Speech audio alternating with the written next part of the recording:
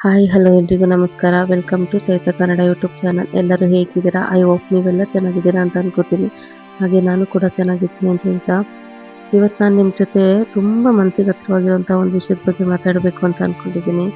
ಅದೇನು ಅಂತಂದರೆ, ಒಂದು ಹೆಣ್ಣಿನ ಜೀವನದಲ್ಲಿ ತವ್ರ ಮನೆ ಅನ್ನೋದು ಎಷ್ಟು ಮುಖ್ಯವಾಗಿರುತ್ತೆ, ಆ ತವ್ರ ಮನೆ ಅನ್ನೋದು ಎಷ್ಟು ಪ್ರಾಮುಖ್ಯತೆ ಆಗಿರುತ್ತೆ, ಎಷ್ಟು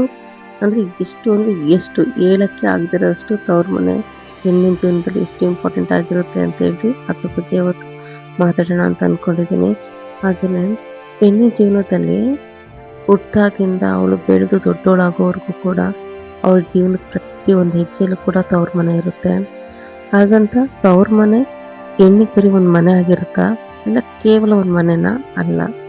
ಅದವಳ ಧೈರ್ಯ, ಅದವಳ ನೆಮ್ಮದಿ, ಅದವಳ ಪ್ರೀತಿಯ ಜಾಗ, ಅಣ್ಣ ತಮ್ಮದಿರ ಬೆಂಬಲ. ಹೆಣ್ಣಿನ ಜೀವನದಲ್ಲಿ ಪ್ರತಿಯೊಂದು ಹಂತದಲ್ಲಿದ್ದರೂ ಕೂಡ ಮಾನಸಿಕವಾಗಿ ಧೈರ್ಯ ನೀಡುವಂಥ ಜಾಗ ಅದು.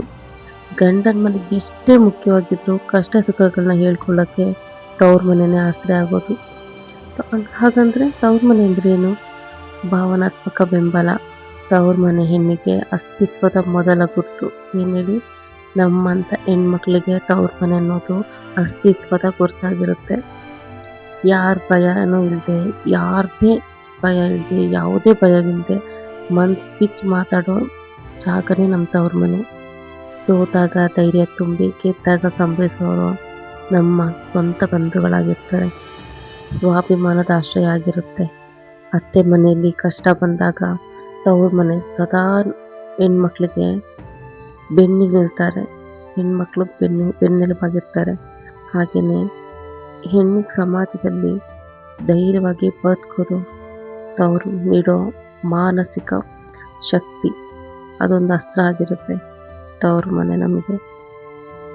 ತವ್ರ ಮನೆಗಳಲ್ಲಿ ಯಾವುದೇ ಮುಖವಾಡಗಳನ್ನ ಹಾಕಿಳ್ದೇನೆ ನಾವೇನೇ ತಪ್ಪುಗಳನ್ನ ಮಾಡಿದ್ರು, ಒಪ್ಪುಗಳನ್ನ ಮಾಡಿದ್ರು, ಅದ್ರ ಸಹಿತ ನಮಗೆ ಪ್ರೀತಿ ಸಿಗೋ ಏಕೈಕ ಜಾಗ ನಮ್ಮ ತವ್ರ ಮನೆ ಆಗಿರುತ್ತೆ.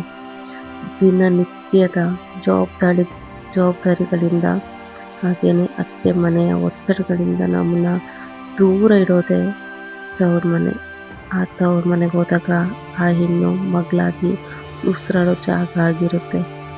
ಹಲವಾರು ಬಾಲ್ಯದ ನೆನಪುಗಳನ್ನ, ತನ್ನ ಹಳೆ ದಿನಗಳನ್ನ ನೆನೆಸ್ಕೊಂಡು ಮತ್ತೆ ಮಗುವಾಗಿ ಅವಕಾಶ ಸಿಗುವಂಥ ಜಾಗನೇ ನಮ್ಮ ತವ್ರ ಮನೆ. ಬೆಂಬಲದ ಶಕ್ತಿ ನಮ್ಮ ತವ್ರ ಮನೆ. ಗಂಡನ ಮನೆಯಲ್ಲಿ ಅಥವಾ ಸಮಾಜದಲ್ಲಿ ಯಾವುದೇ ಏನೇ ಸಮಸ್ಯೆ ಬಂದರೂ ಕೂಡ ನಾನು ನಿನಗಾಗಿ ಇದ್ದೀನಿ ಅಂತ ಹೇಳ್ತಾರಲ್ಲ, ಅದು ನಮ್ಮ ತವ್ರ ಮನೆ. ನಾವಿದ್ದೀವಿ, ನೀನು ಹೋಗಿ ಹೋರಾಡು ಅಂತ, ಏನೇ ಪ್ರಾಬ್ಲಮ್ ಆದರೂ ನಾವು ರಕ್ಷಾಕವಚವಾಗಿರ್ತೀವಿ ಅಂತ ಹೇಳ್ತಾರಲ್ಲ, ಅದು ನಮ್ಮ ತವ್ರ ಮನೆ. ನಮ್ಮ ತವ್ರ ಮನೆನ ಎಷ್ಟು ಹಾಡಿ ಹೋಗ್ಲಿದ್ರು ಸಾಲದು. ಸ್ವಾಭಿಮಾನದ ನೆಲೆ ನನ್ನ ತವ್ರ ಮನೆ. ತವರಿನ ಬೆಂಬಲ ಗಟ್ಟಿಯಾಗಿದ್ದಾಗ ಹೆಣ್ಣು ತನ್ನ ಹಕ್ಕುಗಳಿಗಾಗಿ ಹೋರಾಡಬೇಕು ಅಂತ ಅನ್ಸುತ್ತೆ. ಸ್ವಾಭಿಮಾನದಿಂದ ಬದುಕಬೇಕು ಅನ್ನೋ ಧೈರ್ಯ ಬರುತ್ತೆ. ಇಷ್ಟೆಲ್ಲ ತಂದು ಕೊಡೋದೆ ನಮ್ಮ ತವ್ರ ಮನೆ. ಕಷ್ಟ ಕಾಲದಲ್ಲಿ ಆಸರೆ ಆಗೋದು ಅಂದರೆ ಬಾಣಂತನ, ಆರೈಕೆ ಮೋಸ್ಟ್ ಇಂಪಾರ್ಟೆಂಟ್ ಆಗಿರುತ್ತೆ. ಹೆಣ್ಣಿನ ಜೀವನದಲ್ಲಿ ಪ್ರಮುಖ ಘಟ್ಟವಾದದ್ದು ಅಂದರೆ ಅದು ತಾಯ್ತನ. ಸಮಾಜದಲ್ಲಿ ದೈಹಿಕವಾಗಿ, ಮಾನಸಿಕವಾಗಿ ಆರೈಕೆ ಮಾಡಲು ತಾಯಿಗಿಂತ ಮಿಗಿಲಾದವ್ರು ಯಾರು ಇರೋದಿಲ್ಲ. ಯಾಕೆ ಅಂದರೆ, ನಾವು ಓದ್ ಮನೆನ, ವಂಶನ ಬೆಳೆಸ್ಬೇಕು ಅಂತೇಳಿ ನಮ್ಮ ಜೀವನ ತ್ಯಾಗ ಮಾಡ್ತೀವಿ, ನಮ್ಮ ಜೀವನನ ತ್ಯಾಗ ಮಾಡ್ತೀವಿ, ನಮ್ಮ ಆಸೆ ಕನಸುಗಳನ್ನೆಲ್ಲ ತ್ಯಾಗ ಮಾಡ್ತೀವಿ. ಆದರೂ ಕೂಡ ನಾವು ಅವ್ರಿಗೆ ಕಾಣಿಸೋದು ಹೊರಗಿನವರಾಗಿಲ್ಲ. ಅದು ಅಲ್ಲದೆ ನಾವು ನೋವಿನಲ್ಲಿ ಒದ್ದಾಡಿದಾಗ, ಮಗುವ ಡೆಲಿವರಿ ಆದಾಗಲೂ ಕೂಡ ಮಗು ಹೇಗಿದೆ ಅಂತ ಕೇಳೋಂಥವ್ರು ಗಂಡನ ಮನೆ. ಮಗಳು ಹೇಗಿದ್ದಾಳೆ ಅಂತ ಕೇಳೋದೇ ತವ್ರ ಮನೆ. ಯಾವುದೇ ಮಗುವಾದ್ರೂ ಸ್ವೀಕರಿಸೋದು ತವ್ರ ಮನೆ. ಏನೇ ಕಷ್ಟ ಆದ್ರೂ ಬೆನ್ನೆಲುಬಾಗಿ ನಿಂತು ತನ್ನ ಮಗಳ ಕಷ್ಟನ ತನ್ನ ಕಷ್ಟ ಅಂದ್ಕೊಳ್ಳೋದು ತವ್ರ ಮನೆ. ಅದೇ ಅಲ್ವಾ ತವ್ರ ಮನೆ. ಅಕಸ್ಮಾತ್ ಏನಾದರೂ ನಮ್ಮ ವೈವಾಹಿಕ ಜೀವನದಲ್ಲಿ ಬಿರುಗಾಳಿ ಎದ್ದಾಯಿತು ಅಂತ ಇಟ್ಕೊಳ್ಳಿ, ಆಗ ಆಶ್ರಯ ಕೊಟ್ಟು ಸೂಕ್ತವಾಗಿರುವಂತಹ ಒಳ್ಳೆ ಮಾರ್ಗದರ್ಶನ ನೀಡೋದೇ ತವ್ರ ಮನೆ.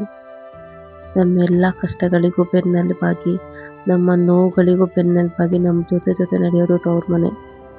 ನಾವು ಗಂಡನ ಮನೆಗೆ ಹೋಗ್ಬೇಕಾದ್ರೆ ನಮ್ಮ ಅಣ್ಣ ತಮ್ಮ ಅಕ್ಕ ತಮ್ಮ ಅಪ್ಪ ಅಮ್ಮ ಬಂಧು ಬಳಗ ಫ್ರೆಂಡ್ಸ್ ಎಲ್ಲನೂ ಬಿಟ್ಟು ಹೋಗ್ತೀವಿ.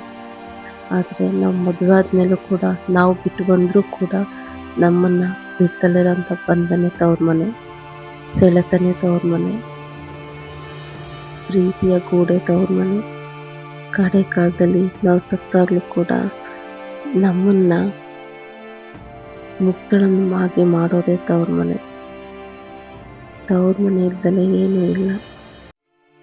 ಯಾವತ್ತಿದ್ರೂ ಹೆಣ್ಮಕ್ಳಿಗೆ ತವರನೇ ಶ್ರೇಷ್ಠವಾದ ಮನೆ.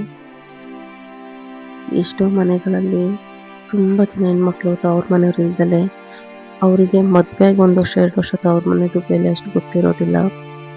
ಒಳ್ಳೆ ಗಂಡ ಸಿಕ್ಕಿದ್ರೆ ತವ್ರ ಮನೆನ ಮರೆಸೋ ಹಾಗಿರುತ್ತೆ. ಅದೇ ಕಟುಕ ಗಂಡ ಸಿಕ್ಕಿದ್ರೆ ಪ್ರತಿ ದಿನ ಪ್ರತಿ ಕ್ಷಣ ತವ್ರ ಮನೆನ ನೆನಪಿಸ್ತಾನೆ ಇರುತ್ತೆ. ನಾವಿರೋ ಪ್ರತಿಯೊಂದು ಹೆಜ್ಜೆಲೂ ಪ್ರತಿಯೊಂದು ನಿರ್ಧಾರಗಳಲ್ಲೂ ತವ್ರ ಮನೆ ಬೇಕಾಗುತ್ತೆ. ಯಾಕೆ ಅಂದರೆ ನಾನೇನಾದರೂ ತಪ್ಪು ಮಾಡ್ತಿದ್ದೀನಿ ಅನ್ನೋ ಫೀಲ್ ನಮಗೆ ಬರುತ್ತೆ. ಅದನ್ನು ಹೋಗ್ಲಾಡ್ಸೋದು ನಮ್ಮ ತವ್ರ ಮನೆ. ಈ ತವ್ರ ಮನೆನ ಯಾರೆಲ್ಲ ನೆನ್ಪು ಮಾಡ್ಕೊತಿದ್ದೀರಾ, ಯಾರೆಲ್ಲ ಮಿಸ್ ಮಾಡ್ಕೊತಿದ್ದೀರಾ, ದಯವಿಟ್ಟು ಕಮೆಂಟ್ ಮಾಡಿ ತಿಳಿಸಿ. ಹಾಗೆಯೇ ಯಾರಿಗೆಲ್ಲ ಈ ವಿಡಿಯೋ ಇಷ್ಟ ಆಯಿತು, ಈ ಟಾಪಿಕ್ ಇಷ್ಟ ಆಯಿತು, ತವ್ರ ಮನೆಯ ಟಾಪಿಕ್ ಇಷ್ಟ ಆಯಿತು ಅಂಥವರು ಸಬ್ಸ್ಕ್ರೈಬ್ ಮಾಡಿಕೊಂಡು ಲೈಕ್ ಮಾಡಿ. ನಿಮ್ಮ ತವ್ರ ಮನೆನ ನೀವೆಷ್ಟು ಮಿಸ್ ಮಾಡ್ಕೋತೀರಾ ಅಂತ ಕಮೆಂಟ್ ಬಾಕ್ಸಲ್ಲಿ ತಿಳಿಸಿ. ಮತ್ತೊಂದು ವಿಡಿಯೋದೊಂದಿಗೆ ಸಿಗೋಣ. ಧನ್ಯವಾದಗಳು.